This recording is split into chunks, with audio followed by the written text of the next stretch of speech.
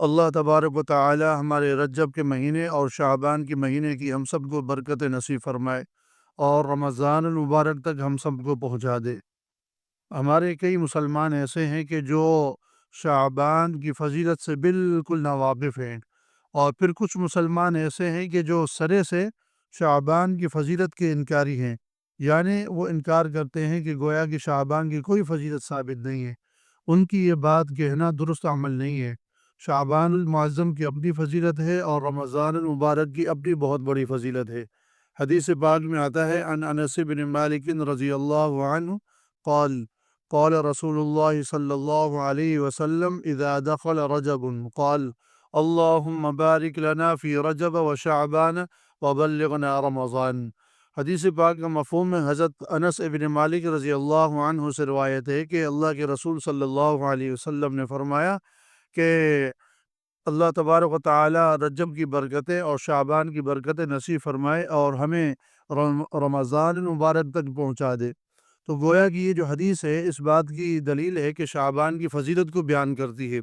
اور اسی طریقے سے شعبان کی دوسری بہت بڑی فضیلت یہ ہے کہ جو حدیث حضرت ابو ہریرہ رضی اللہ عنہ سے روایت ہے، ان ابی ہریرہ رضی اللہ عنہ قال كان رسول اللہ صلی اللہ علیہ وسلم احسو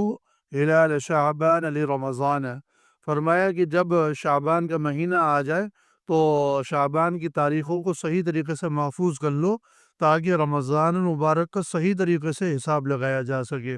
یعنی اتنی بڑی فکر دلائی امت کو کہ جب شعبان المعظم کا مہینہ آئے تو پھر چاند کی جو تاریخ ہیں ان کو گن گن کر اپنے پاس محفوظ طریقے سے رکھو تاکہ جب رمضان آئے تو اس کا حساب اچھے طریقے سے لگایا جا سکے۔ تو گویا کہ ان احادیث سے شعبان کی فضیلت بھی ثابت ہوتی ہے اور رمضان کی آمد کا بھی جو ہے وہ ہمیں معلوم ہوتا ہے۔ اور اسی طریقے سے ایک روایت میں آتا ہے، اما عائشہ صدیقہ رضی اللہ عنہا فرماتی ہیں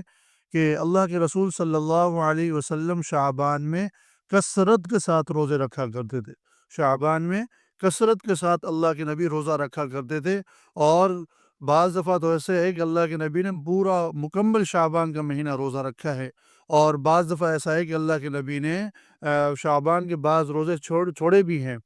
اور فرماتے ہیں کہ اللہ کے نبی صلی اللہ علیہ وسلم نے رمضان المبارک کے بعد زندگی میں اگر سب سے زیادہ کسی مہینے میں روزے رکھے ہیں تو وہ شعبان المعظم کا مہینہ ہے کہ جس میں اللہ کے نبی نے کثرت سے روزے رکھے۔ تو لہٰذا ہم مسلمانوں کو بھی چاہیے کہ ہم